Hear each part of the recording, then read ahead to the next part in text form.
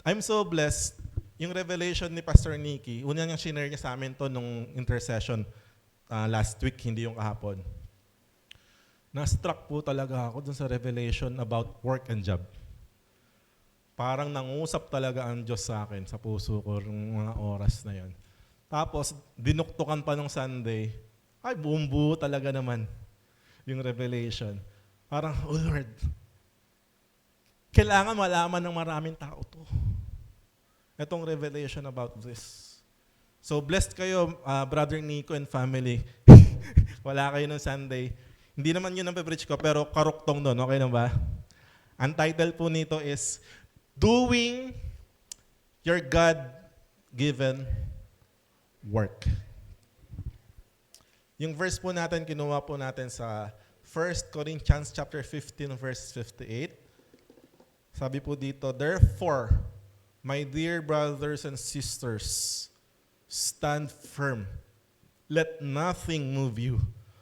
Always give yourselves fully to the work of the Lord, because you know that your labor in the Lord is not in vain. Let's all bow our heads and let's all pray. Father God in heaven, Lord, marami pong salamat, O Diyos. Maraming salamat dahil dinala niyo naman po kami sa lugar na ito upang makasama muli ang inyong wagas na presensya. Mapapurihan ka namin, ma-worship ka namin, O Lord. Mayakap mo na naman kami, Panginoon. Ma-recharge kami, Panginoon, minsan pa sa iyong presensya. And Lord, right this very moment, God, hinihiling ko muli ang inyong pangunguna. Itago niyo po ako sa inyong likuran. Just use me, Lord, as your instrument upang ipahayag sa bawat isa ang iyong kapahayagan, ang iyong kalooban, O Lord, tungkol sa kaharian ng Diyos. Marami pong salamat. I pray, God, na tanggalin mo lahat ng mga gumugulo sa isipan ng mga kapatid ko, Panginoon, upang hindi makapakinig ng matiwasay, upang hindi makapasok ng salita sa bawat isa. Lord, hayaan mo na buksan ng spiritual ears and spiritual eyes, spiritual hearts ng mga kapatid kong ito. Marami pong salamat sa inyo pong papurit pagsamba. In Jesus' name, hallelujah. Gustong-gusto ko yung definition ni Pastor Nicky sa work and job. So para sa mga wala rito nung share niya yun, sabi, yung work, ito yung dinesignate ng God sa'yo. Task na gagawin mo. Na pag ito yung ginawa mo, hallelujah, masaya yung puso mo. Alam mo yun? Provided ka, hindi ka magsasawa. Job, ito naman yung trabaho na pinagkakitaan natin ng pera.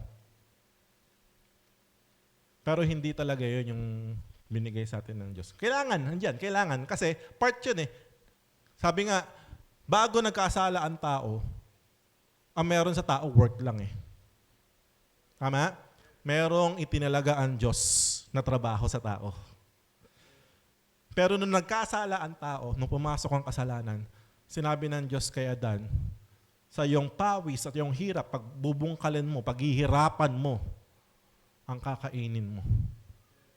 That's the job. But now we are redeemed. Amen po ba? Oh, hallelujah. Tayo'y tinubos na ng Panginoong Diyos. Tayo'y muling ibinalik sa orihinal na disenyo ng Diyos sa atin. At nagremang-remang sa akin to. Tayo na mga tumanggap sa Panginoong Hesukristo, tayo na nakipag-isa na sa Kanya. Ibinalik tayo, kaya meron na tayo talagang designated na itinalaga ang Diyos, work na para sa atin. Amen to ba? Kaya mapansin mo sa verse na binasa natin, sabi diyan, give yourselves fully to the work of the Lord. Alam mo dati, ang pagkakaintindi ko lang diyan is ministry. Pag nasa ministry ka, nasa work of the Lord ka. Kapag sumali ka sa anumang parte ng ministry sa church, you're doing the work of the Lord.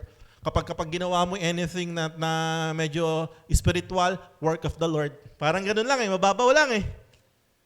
Pero hindi po pala ganun. Kasi kung ganun lang pala, edi lahat tayo magsiksika na lang sa loob ng church, no? Wala nang magtatrabaho sa labas. Tama ba? Kasi hindi mo magagawa yung verse na yan kung wala ka sa ministry eh.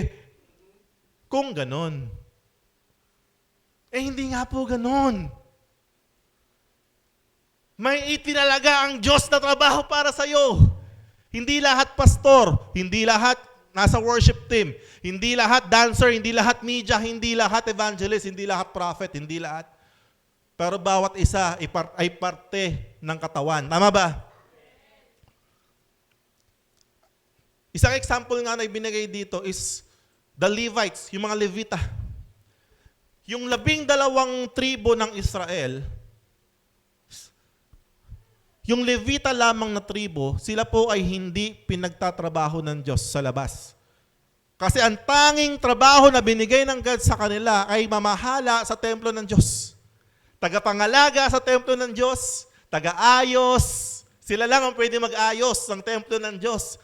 Dito nanggagaling yung mga pare at yung mga punong pare, priest and high priest. Pag hindi siya priest or high priest, basta servant siya sa temple. Paano mabubuhay itong mga to kung hindi sila magkatrabaho sa labas? Alam niyo kung paano? Ang ganda ng sistema ng Diyos eh. Kayong 11 tribes, magbibigay kayo ng ikapu. Pagpapalain ko kayo, pero yung 10% ng inyong increase, dadalhin nyo sa templo. Anong sabi sa Malakay 3:10? Bakit kailangan dalhin sa templo? Upang magkaroon ng pagkain sa templo. Upang yung mga Levita na hindi pwede magtrabaho sa labas, ay mabubuhay. Pantay-pantay. Mas marami pa nga ni. Isipin mo yung ikaw, tribe of Judah ka, yung 100 mo, nabawasan ng 10, 90 na lang sa'yo. O ikaw, Levita ka, 11 times 10. Di 110 yan. Kaya nga sabi ng Lord sa mga Levites, hindi kayo magkakaroon ng possession ninyo. Because I am your portion. Hallelujah. Pero makikita natin dito, hindi lahat Levita. Amen ba? Same thing in the church. Hindi po tayo lahat, totoo naman, hindi naman talaga lahat maglilingkod sa templo. Hindi lahat tayo nasa ministry. Tama ba? Pero lahat tayo bahagi. At wala ka nga sa ministry, hindi ka nga kumakanta rito, pero nagagampanan mo yung i-designate na task ng Diyos sa'yo.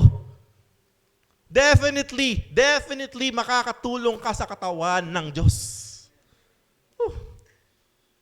So, yan yung pag-aaralan natin. Okay lang ba yun?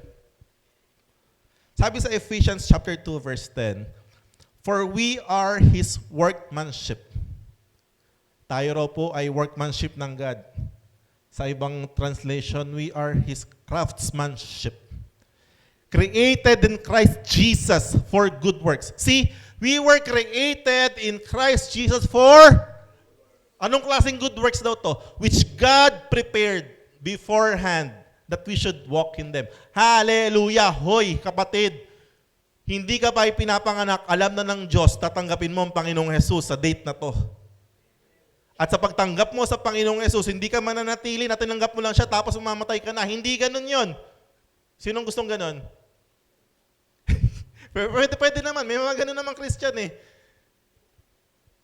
Ang itinakda ko sa'yo, basta tanggapin mo lang si Lord. Pero mamamatay ka na. Okay, buti tayo, hindi tayo ganun. No? Lord, thank you Lord. 20 years na ako, di mo pa ako kinukuha kasi may trabaho kang binigay sa akin. Meron, huy. Huwag mong iisipin na wala kang trabaho na iniatang ng Diyos sa'yo. Church, we're not talking about job, okay? Huwag na natin pag-usapan yung job. Whatever job you may have, praise God. May the Lord bless you. Ngayon, ang pag-usapan natin yung work muna. Okay ba yun? Hallelujah. Inihanda na ng Diyos. Alam na ng Diyos ang para sa'yo. Ang galing nga eh. Mapapansin niyo ba, even in psychology, iba-iba ng character ng tao, no? Iba-iba tayo ng, yung iba introvert, yung iba extrovert, yung iba ambivert. Iba-iba. Ang galing ni Lord eh. At yung work na itinalaga ng Diyos sa'yo, definitely pasok na pasok sa character mo. Pasok na pasok kung sino ka.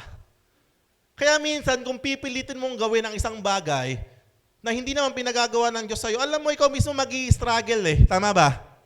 Mag-i-struggle ka eh. Pipilitin mong gawin kasi effective to sa kapatid ko. Nakita ko, nagbebenta ng ganito. Ito, ginagawa niya ganito. Ito, ginagawa niya ganito. Gusto mo subukan lahat. Kasi effective sa kanila. Pwede kang effective sa kanila pero hindi sa'yo. Kaya effective sa kanila kasi yun ang itinalaga ng Diyos sa kanila. Hallelujah. At kapag nagampanan mo yung itinalaga ng Diyos sa'yo, it will never be affected by crisis. It will never be affected by the situation. It will never be affected sa weather. It will never be affected sa gyera. Kung pagpapalain ka ng Diyos, ginagawa mo yung tungkulin na inayatang ng Diyos sa'yo sa gitna ng tagtuyot, kaya kanyang pagpalain. It's not affected ng outside circumstances. Ay, hindi, matumay ngayon. Iba naman muna. Mabait ang God eh. Makulit ka kasi. So what is the work na iniyatang ng God sa atin? In a nutshell, work is the reason, the purpose, and your calling. Okay, Ben? Ang work mo ay ang dahilan ng Diyos kung bakit Kanya nilikha. The reason. Ang work mo is yung purpose ng God kung bakit ka naligtas. Yung work mo ay yung calling na meron ka. Okay ba yun? Hallelujah. Iba-iba talaga. And for us to be able to know kung ano talaga ang work na itinakda ng Diyos sa atin, hindi mo malalaman to basta-basta, maniwala ka. Hindi mo mahuhulaan ito. Hindi mo pwedeng hulaan, hindi, ito yun, feeling ko ito. Feeling ko ito. Walang feeling dito.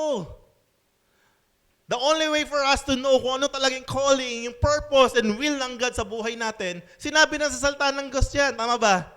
Sabi sa Romans chapter 12 verse 2, anong sabi doon? Do not conform any longer to the pattern of this world, but be transformed by the renewing of your mind. And then, you will be able to test and approve what God's will is. His good, perfect, hallelujah, and pleasing will. The task that God has assigned for you, especially and specifically for you, is always good, perfect, and pleasing. And until you walk in that work, yung sabi sa Ephesians 2:10 kanina, that we should walk in them. And until na lumakad ka sa itinalaga ng Diyos, you will live a life in struggle. Until you surrender fully kay God, you'll always be in struggle. Hindi lahat na mukhang tama, ito ang para sa'yo. So kailangan mong malaman. Paano malaman? So kailangan mong maging 100% na naka-align sa kalooban ng Diyos sa buhay mo. Para malaman mo kung anong work na binigay sa inyo. And I really thank God. In my life, sabi ko naiiyak ako eh. Kagabi, nag-fellowship kami ni Raf eh. Sarap ng usapan namin hanggang mabot kami alas 11 sa Kalye Cafe. Share ng buhay. Magkamukha pa kami ng buhay nun. Until, alam mo yun, I really thank God. Not because you're a Christian now, ay lumalakad ka na sa work ng God. Hey, not because you're a Christian, matagal ka ng Christian, is nilalakaran mo na talaga yung kalooban ng Diyos sa buhay mo, no? Pwede kasing Christian ka, pero lumalakad ka pa rin sa sarili mong kalooban. Ngayon, tuwa ako nung first time ko narinig na shinare ni Pastor Nico ng Tuesday yun. It's as if si Lord yung nangungusap sa akin. Na, oo nga Lord, no. Kaya pala kahit gaano kahirap, masaya ako. Kahit pala gaano, alam mo kasi pag nilalakaran mo na yung work na binigay ng God sa'yo, kahit gaano ka na, hindi mo makikita yung pagod, hindi mo makikita yung sawa, yung sura. Kaya pala 20 years ko nang ginagawa to, hindi pa ako nagsasawa. At mas na-addict pa ako ngayon. Dito. Totoo. Bumili ako ng... Bumili ako ng software para mas magumanda pa yung tunog niyang keyboard. Bumili ako ng software dito sa laptop. Bumili ako ng interface. Kasi nakikita ko sa mga sa mga malalaking churches, yung mga nag-keyboard nila, lahat to may mga laptop. Ang ganda pala kasi. Problema, di ako marunong. So grabe. Inaaral ko unti-unti. Nakikita ko, palapit ako ng palapit. Nasaya. Nakakapagod lang. Talaga mag-i-invest ka. Ang sarap. Ito mo, pag lumalakad ka sa kalooban ng Diyos, hindi baliwala sa'yo maglabas ng pera. Baliwala sa'yo. Tama, no? Pero pag itong ginagawa mo, anything na ginagawa mo, hindi yan yung itinalaga ng Diyos sa'yo, parang onting pera lumabas sa'yo, pinanghihinayangan mo. Hallelujah. Now, church, ito nakita ko to, if every one of us is doing the work that God has given us, there will be what? Less bitterness. You will never be bitter.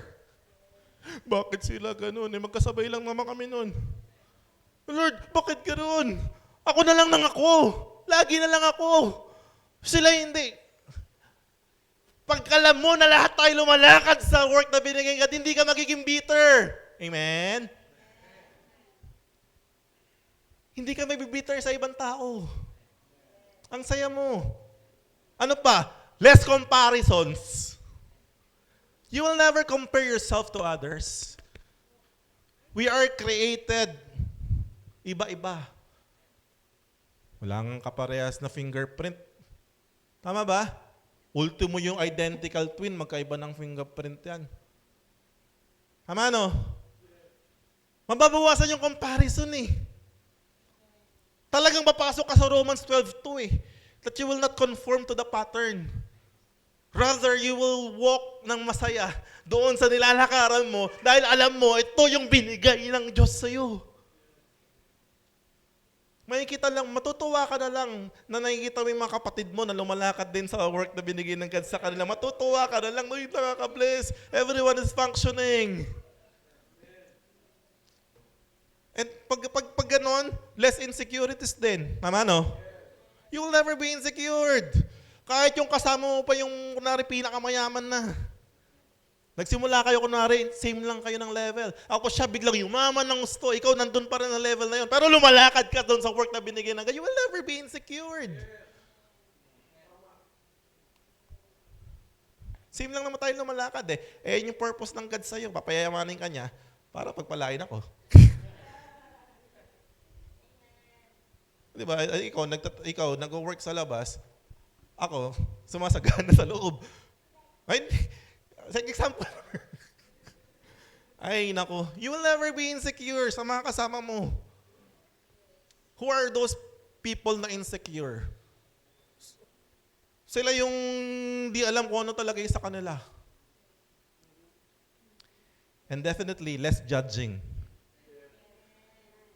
Hindi ka mangungusga. Sasabihin mo na lang, baka ito kasi yung work ng God na binigay sa kanya talaga. Kuliting kaming lahat. Hallelujah.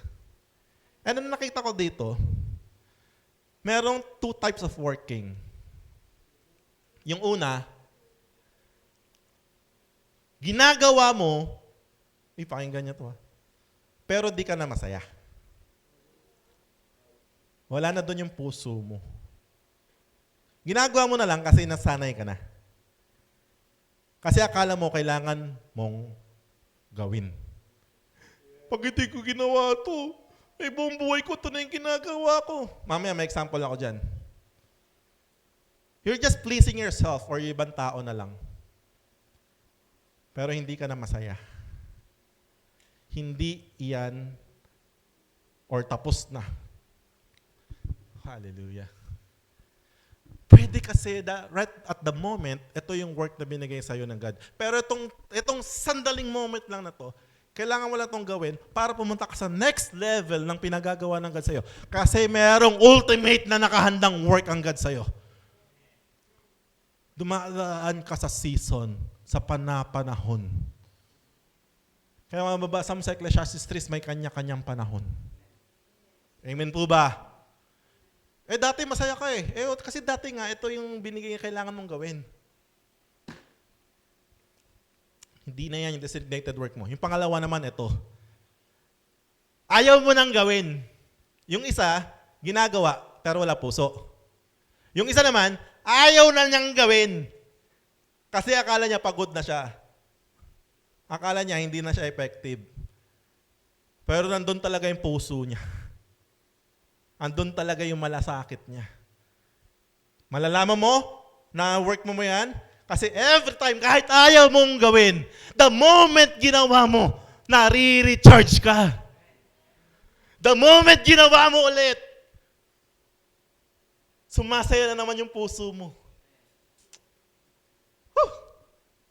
Kasi nilagay ka ng Panginoon dyan, so work for it. Ang common denominator lang ng 1 and 2, alam niyo kung ano yun? Parehas ng pinangungunahan ng soul. Yung 1, ginagawa niya pero hindi na eh. Hindi ka na effective. Yung 2, ayaw na. Tama no? Kaya kailangan nating isurrender kay Lord yan. Now, gusto kong i-set as an example ang ating Panginoong Hesukristo. Okay ba yun? Kasi si Jesus, naging tao katulad natin, tama ba? 100% man. So kung tao ka, meron talagang work na itinakdaan Diyos sa'yo. Naniniwala ba kayo may work si Jesus nung nasa lupa? May specific work si Jesus na kailangan niyang gawin nung nasa lupa.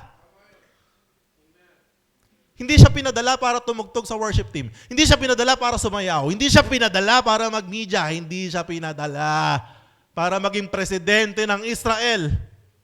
Hindi siya pinadala para maging general. Meron siyang alam niya. Clear na clear sa kanya kung ano yung kailangan niyang gawin. Hallelujah. And Jesus finished His work. Naniniwala ba kayo tinapos ni Jesus yung work niya? Galing ni Jesus eh. Ay nako. Kaya nga sabi ni Paul, imitate me as I imitate Christ. Si Paul natapos din niya yung work niya eh. Sabi ni Paul doon sa I have finished the race, I have kept the faith. Kita mo to, ito karuktong nung pinrich ni Pastor Nicky no Sunday. Di ba naalala niyo yung pinrich ni Pastor Nicky, yung Samaritan? Dumating yung Samaritan, and then nag-minister si Jesus doon. Asan yung mga disciples niya? Umalis, bumili na pagkain, tama? Sa verse 34, pagbalik ng mga disciple niya, binibigyan niyang pagkain si Jesus. Alam, gutom si Jesus eh. Ano sabi ni Jesus? John 4:34, my food, said Jesus, is to do the will of Him, hallelujah, who sent me to finish His work. Church, if you are really doing the work that God has designated to you, alam mo, ultimo gutom, makakalimutan mo. Totoo. Ay nako. Hindi mo mapapansin yung gutom, yung pagod. Because every time you're doing that work, you're being satisfied. Whew. Ano ra yung work na Jesus? Sabi sa John 9:4, I must work the works of Him who sent me. Ang work ni Jesus ay trabahuhin yung trabaho ng Ama dito sa lupa. While it is day, the night is coming when no one can work. Ang galing, tinapos ni Jesus yan. So ano nga yung work ni Jesus? Ano nga yung work ni Jesus? O tingnan natin. Sa John lahat yan eh. Sa John 6:29, Jesus answered, the work of God is this. Ano raw yung work? Ang trabaho ni Jesus, trabahuhin ang trabaho ng Ama. Ano raw yung trabaho ng Ama? Na lahat ng tao ay maniwala sa ipinadala niya. Hallelujah! Tinrabaho ni Jesus yan. And last, sabi sa John 17:3-4, ito yung prayer sa Gethsemane. Last na prayer ni Jesus. Sabi niya sa verse 3, now, this is eternal life, that they know you, the only true God, and Jesus Christ whom you have sent. I have brought you glory on earth by finishing the work you gave me to do. Hallelujah! Tinapos niya. Yung buong buhay ni Jesus, nakatakda para tapusin yung pinapagawa ng Ama. Maikli lang yun. 33 years lang. Actually, ministry niya, 3 years lang. 3 years and a half, pero tinapos niya. I remember Dr. Miles Monroe. Kung kilala niyo po siya yun talagang sa kingdom teaching. Namatay siya sa airplane crash plane crash. Pero alam mo, bago siya mamatay, sinabi niya na, mamamatay na ako. Alam niya na mamamatay na siya kasi alam niya, tapos na yung work na binigay sa kanya. Hallelujah.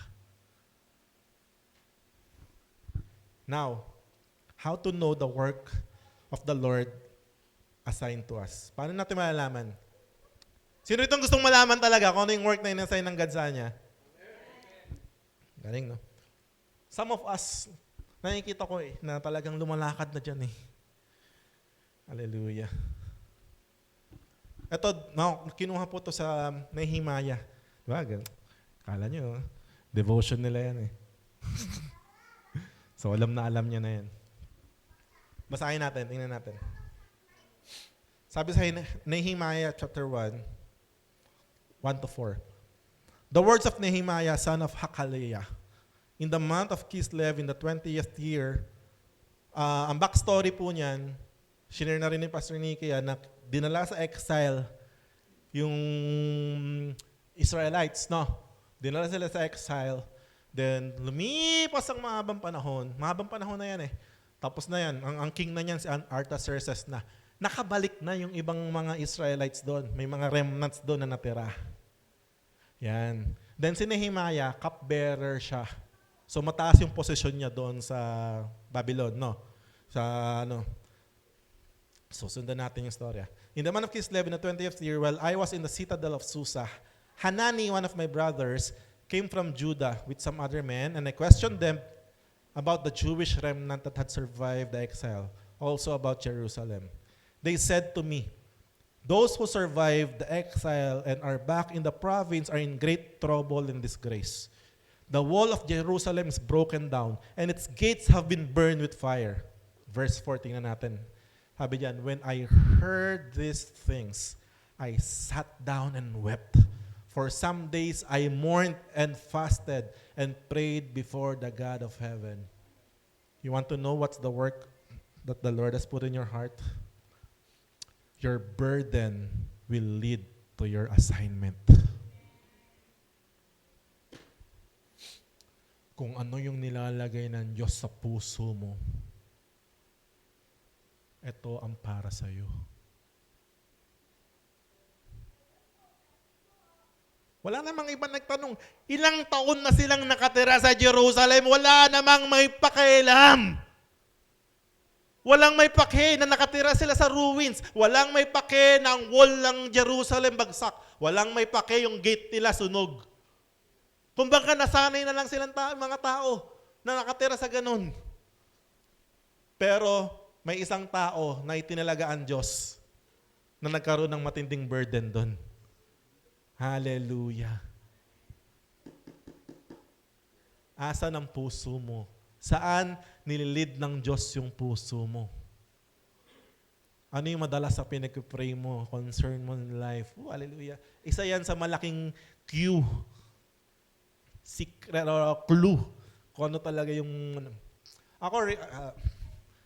Ayoko magpastor. Okay na ako na tumutugtog. Matagal na panahon. Okay na.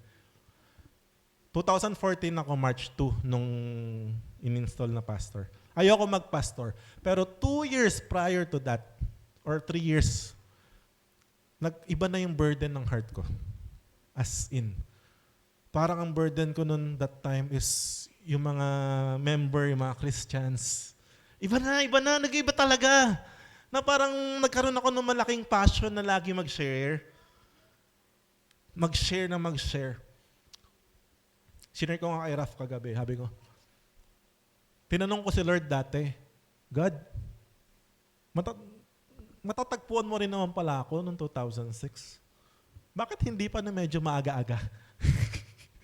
Yung bago ko ginive up yung pag-aaral ko, bago ako nagbisyo ng malala, bago ko nasira yung, hindi man nabaliw, no? Bago talaga pumunta sa sobrang dilim. Bakit, Lord? Inalaw mo pa na pagdaan na ano? Alam mo, sinagot ng Lord lahat yun. Yung pala kasi gagamitin niya ako para mag-encourage siya marami.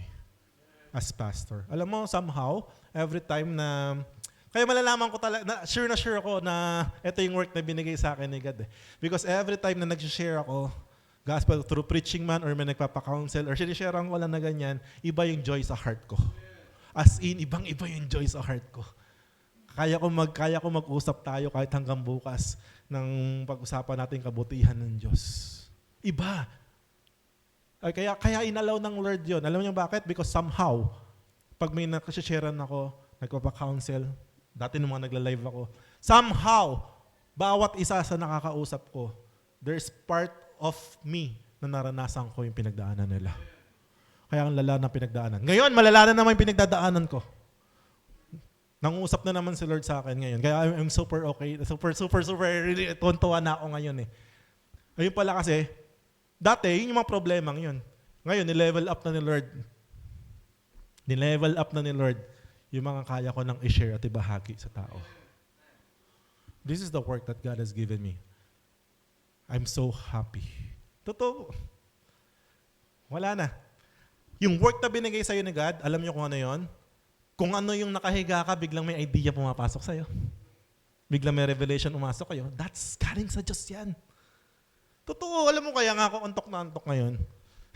Ayun, nagpa-pray pa ako kay Marico bago kami mag-start ng practice. Pag-pray mo nga yung inaantok, ako yun. Sabi ba naman, ay rebuke yung mga sabi ko, pag-pray lang eh. Kaya ako inaantok kasi daling araw.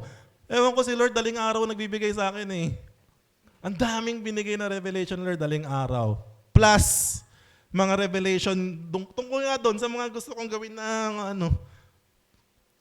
Tapos, alam mo, mga timing ni Lord magbigay. Pag maliligo ako, nakaubad na ako. Biglang may papasok na revelation, kailangan kong bumalik sa kwarto, magtatapis ako. Isusulat ko or itatype ko. I really need to do that. Ganun kaya nga, kung anong, nangungusap ba si Lord sa inyo? Kung saan siya nagbibigay sa inyo ng instructions, ng details, ayun yung pinagagawa niya sa iyo.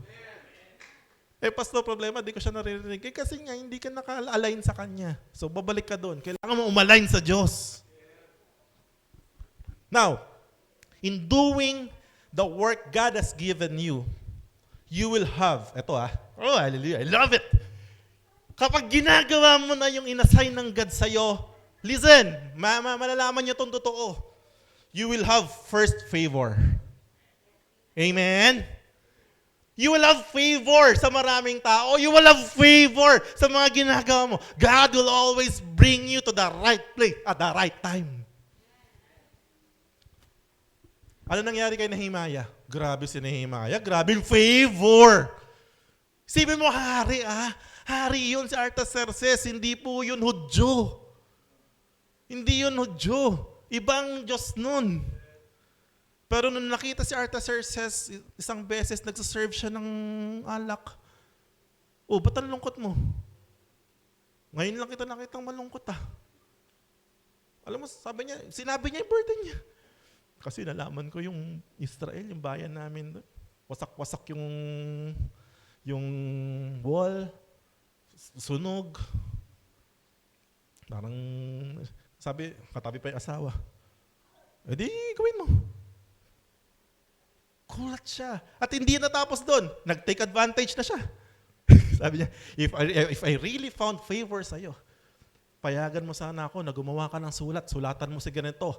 Siya magbibigay sa amin ng mga gagamitin namin. Sulatan mo si ganito para ma-protection ng kami. Hallelujah. Cupbearer yun Kung hari yun na ba't ka papayagan? Boss, ang laki pang pabor na dadalhin mo. Ang laking pabor. Tinanong ko sa kanya, gano'ng katagal mo gagawin yun? Tinapos ko yung Nehemiah, di na siya bumalik. Ewan ko sa inyo, ha? Nehemiah ba yung binabasa nyo? Walang nakalagay doon na bumalik siya. No? Wala nang balikan eh. Dala-dala lang yung pabor. Hallelujah! Ano pa, if you're really working the work that God has given you, definitely you will have provisions. God will provide. Trabaho niya, provision niya. Favor niya. I love it. God will provide wisdom. God will provide. Mapapansin mo, mahirap buhay, yes. Makikita mo to. Hindi naman sinasabing kailangan mayaman ka eh. Pero makikita mo, hindi ka pinagkukulang ng Diyos. You're contented in life. You're contented, alam mo, makakanta mo na lang na hindi ka pinagkukulang ng Diyos. Kasi ito yung work mo eh. Kaya ka lang hindi kontento kasi hindi ginagawa yung work mo na binigay ng God. Hindi ka makukontento talaga doon. Kasi lagi ka nakatingin sa iba. Lagi kang kino-compare yung iba. Lagi kang insecure sa sarili mo. Kailangan mong gawin, kumain para makakapantay man lang ako sa iba. Pero kapag nilalakaran mo yung tinakda ng Diyos sa'yo, hindi ka may insecure, hindi mo kukumpara yung sarili mo, masaya ka dahil hindi ka pinagkukulang ng Diyos. Hindi ka man kasing yaman ng mayaman na kilala mo, pero hindi ka naman pinagkukulang ng Diyos. Hallelujah. And you will have protection, definitely. Thank you, Lord. Whew. But, ito na. Be careful against the work of the enemy. Church, sabi in the last days, susubuking ma-deceive even the elect. Walang ibang pagbubuhusan ng effort si Satanas kung hindi yung mga hinirang na ng Diyos. Tama ba? Satan will never exert an effort sa hindi naman ligtas na tao. Matik na yung kasama niya na yun eh. Sabi sa John 10:10a, the thief comes only to steal and kill and destroy. 1 Peter 5:8, be alert and sober mind. Your enemy, the devil, prowls around like a roaring lion looking for someone to devour. Meron talagang kalaban. Si Nehemiah, maganda, may provision ng Diyos, may favor, may protection, pero not without an opposition. Tama, no? Hindi pa siya nagsisimula, may opposition na siya. Si Sanballat. May isang balat. May isang balat, pero malaki. Hanggang dulo, natayo na nila yon, hindi tumigil yung mga opposition niya. Alam mo, ito yung revelation sa akin kanina, habang naliligo, bago maligo. Papatakbo ako bigla. Alam mo kung anong inaatake sa atin ng kalaban? Hindi yung kung ano-ano lang. Alam niyo kung ano? The enemy will always try to attack your calling. Your calling. Ito ang atakihin ng Diyos sa'yo. I know that. Ano yung inaatake ng God sa'yo? Yung work na binigay ng God sa'yo. Dahil once na hindi mo na nagampanan yung work na binigay ng God sa'yo, you will live your life in struggle. You will live your life ng gulo-gulo. Alam niya yun. Ganyan ginawa kay Jesus. Ganyan ang ginawa kay Eva at Adan na nagtagumpay siya. May work na iniyatang kay Adan. Hallelujah. Kailangan clear sa'yo yung work and calling na binigay ng God sa'yo. Every attack of the enemy directed towards you is an attack for your calling. Hallelujah. Huwag niyo pong hayaan. Huwag mong hayaan na isang araw, masasabi mo na lang, dati magaling akong worship leader. Dati anointed akong pastor. Dati, board ako ng church. Asan doon ka sa tindahan sa tapat?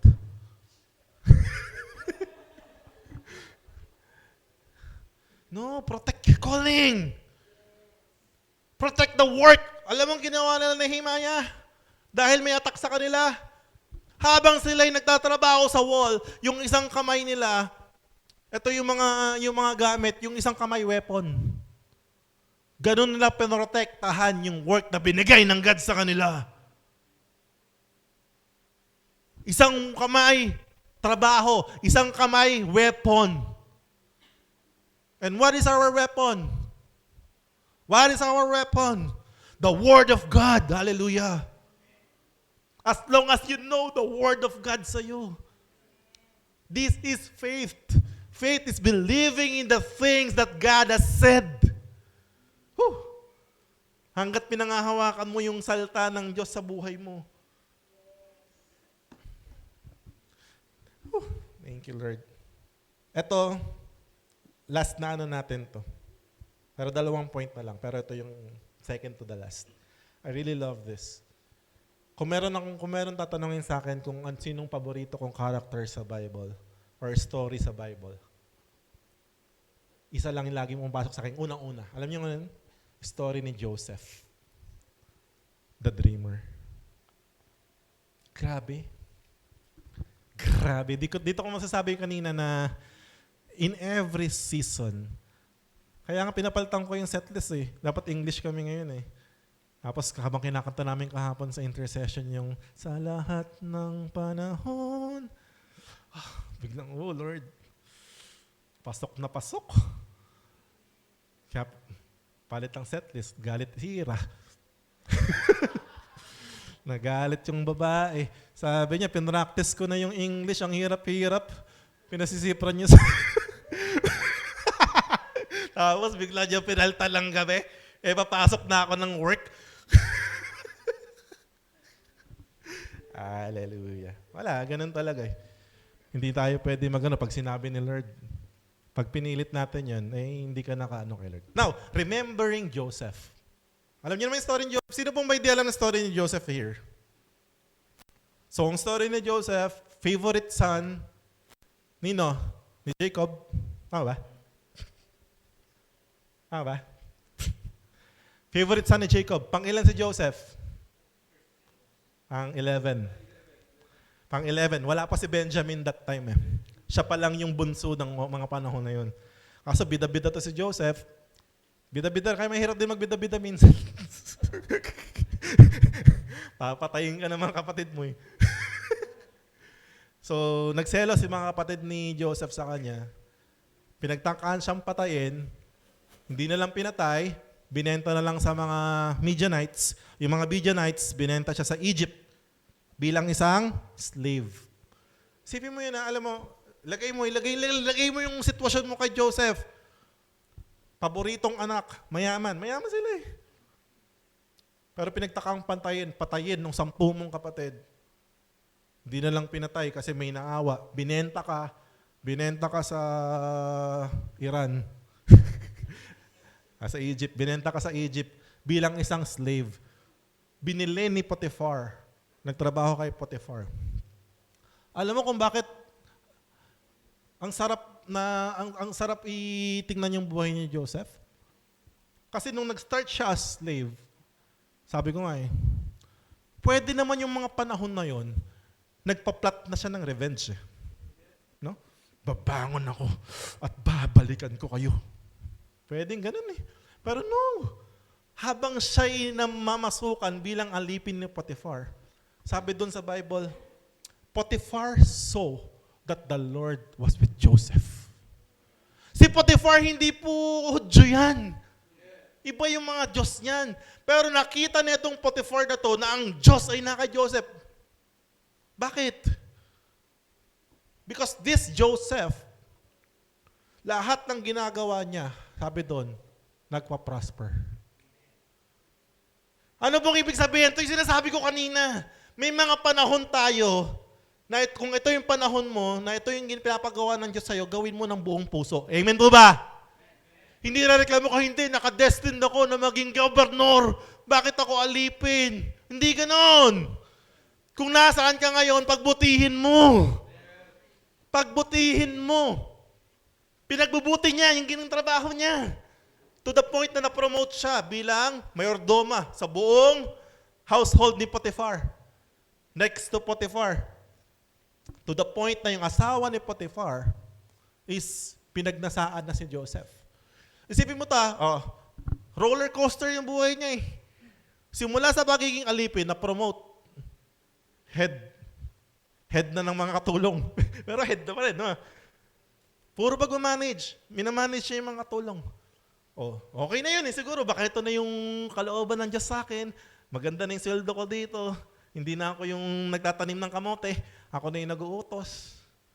Kaso isang araw, tinukso siya ng asawa ni Potiphar, sipingan mo ko. Alam mo, siguro kung tayo yun, jackpot na yun.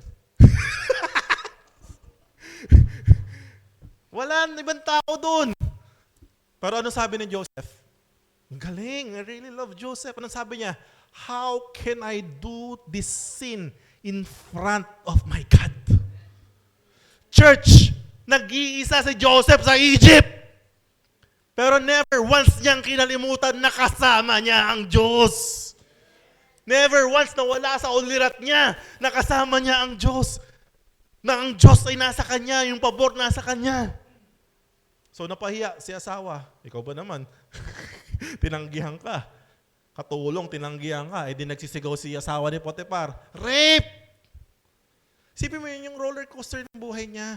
From okay na, mayordoma, maganda na, ipinatapon sa dungeon, sa kulungan. Ano sabi ni Joseph? Hindi ko deserve to. Wala akong kasalanan. Ganun ba? Hindi. Pagdating daw niya sa dungeon, sa kulungan, ginalingan na naman niya. Lahat ng pinagagawa sa kanya, ginalingan na naman niya. Ano nangyari? Naging mayor. Siya yung naging head ng prison eh. So nakikita natin dito, no?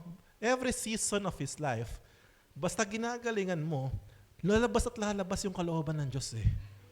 Hindi mo alam kung bakit nandito ka sa sitwasyon na to. But galingan mo lang. Galingan mo lang. Every situation na yan, it will lead you. So, head siya ng then, ganda na, okay na, head na eh. Hindi na siya ginugulpi doon. Hindi na siguro siya yung kinakawawa doon, head na siya eh. Then isang araw, may dalawang nanaginip. Yung isa baker ng hari, yung isa cupbearer ng hari. Sabi ng baker, nanaginip ako, meron 3 patong ng basket ng tinapay sa ulo ko, tapos pinagkakain ng ibon. Yung isa nanaginip din, may nanaganan mga grapes. Sabi niya doon sa baker, in 3 days, lalabas ka dito, pupugutan na ulo mo.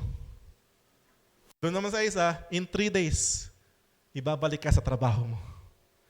Tontuwa si Joseph, sabi niya, Brad, pagkabalik mo doon, remember me. E syempre sabi ng definitely, I will never forget you, brother. Di tuwan-tuwa na siguro si Joseph, no? Pagkalabas ng dalawang kalaya, siguro excited na si Joseph. Nagibilin na siya doon sa susunod sa kanya. Ganto gagawin mo. Kaso after 1 day, wala. Ay baka busy lang. After 1 week, wala. Ay baka maraming ginagawa. After 1 month, wala. 1 year, wala. Alam mo yung emotional na... Pero 1 day, after 3 years, Joseph, nung simula niyang natanggap yung vision nung bata siya, 13 years ago. Now, 13 years later, sabi ko nga lagi, pag sinishare ko si Joseph, natutulog siya bilang bilanggo. Gumigising siya bilang bilanggo. Same routine araw-araw. But this one specific day, pagkagising niya, kinakalabog siya. Sino rito yung Joseph? Pinapatawag nung Pharaoh. Magbihis ka. Kasi meron palang panaginip si Pharaoh na walang kayang mag-interpret. And lo and behold, yung pinakamagaling na cupbearer, biglang naalala, ay, doon po sa kulungan, meron akong kilalang Hudyo doon. Ay, hallelujah ka, cupbearer. Pero ito po yung sasabihin ko sa inyo, pakinggan niyong mabuti ito. God allowed the delay to happen in the life of Joseph. Why? Sige, pagpalagay na natin nung araw na yon, naalala agad siya ng cupbearer. Sige, nakalaya siya. Ano ngayon? Ano gagawin niya? Homeless sa Egypt? Isa akong Israelite na homeless sa Egypt. Mag-hassle doon? Okay, baka yumaman siya unti doon. No. Sabi ni Lord, my ways are not your ways. My thoughts are not your thoughts. Yung akala mong delay, inihahanda ko lang. So alam niyo na yung istorya. To cut the long story short, gumising siya, natulog siya na preso, gumising siya, naging governor ng buong Egypt. Hallelujah. The years of pain, suffering, frustrations are just preparation. Hey, listen, for the ultimate task that God had prepared for us. Meron talagang ipagagawa ang Diyos sa atin. At lahat ng sakit na to, lahat ng mga hinagpis na pinagdaanan natin, magagamit mo yan. Kung nasaan ka mga ngayon, kaya pala gumagaling ka na ganito kasi gagamitin mo yan. What seems to be a setback is God's divine setup. Hallelujah. Hindi dapat nangyayari sa akin to. Tinawag ako ng Diyos. Mabuti akong tao. No. If God allowed those things to happen in your life, patuloy ka nagtitiwala at nag-pray sa Kanya. Trust Him that He knows what He is doing. Sabi sa Romans 8:28, and you know that in all things God is working together for the good of those who love Him. Those who are called, hallelujah, according to His purpose. Thank you, Lord.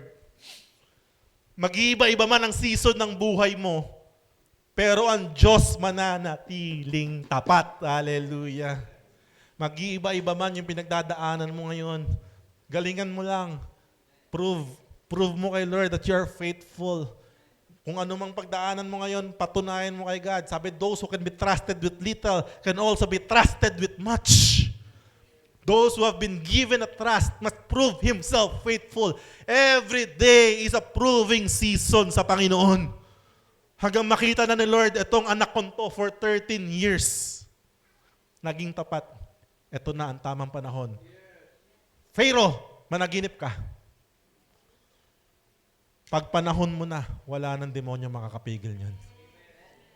Tandaan niyo yan. Tuloy-tuloy lang sa pagiging tapat. Lahat ng mga panahon na yan, paghahanda lang ng Diyos yan sa ultimate work ng God na ibibigay para sa iyo.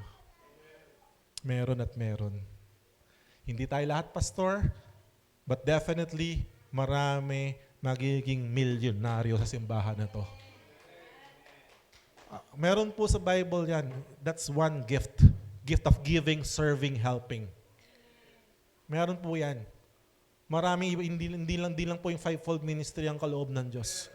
Iba-iba, marami po. May gift ng encouragement. Yung pag nag-encourage talaga nang may encourage. Hallelujah. Gamitin. May natutunan po tayo? Conclusion na po. Conclusion. The work that brings joy and gladness. You will really know that you're doing the work that God has assigned to you if you are doing it ng may joy, ng may gladness. Hindi yung gagawin ito na naman, isang araw na naman, another day, another stress. Pag ganun, kapag ginagawa mo yung bagay na yon, kahit pagod ka na, pero pag nagawa mo yon, kakaibang ligaya na naman ang iyong madarama. Amen, no? Tama si AJ, pag tumugtog, parang walang problema sa buhay. Wala problema. Basta tugtog tayo, maganda. No, Jay? Hallelujah. The work that brings joy and gladness. Nakita ko to kay Jesus eh. We will close in this verse. Sabi sa Hebrews 12 verse 2, fixing our eyes on Jesus, the pioneer and perfecter of our faith. Kita mo to for the joy that is set before Him, He endured the cross. Kung makakabalik ka sa panahon ni Jesus, Flying House or Superbook, tanungin mo siya habang nakapako sa krus, Panginoon, bakit? Paano? Paano mo kinakaya lahat ng to? isa lang sasabihin niya, there is a joy set before me. Scorning shame. And now, he sat down at the right hand of the throne of God. He finished the work. At nadala tayo lahat. Hallelujah. Nadala tayo lahat. Ito yung trabaho tinapos niya. Naibalik tayo sa presensya ng Diyos. Hallelujah. Now, I will close in this. Tinapos ni Jesus yung trabaho para sa Kanya. Ngayon, tapusin mo yung sayo. Oh, hallelujah. In Jesus' name, to God be the glory po.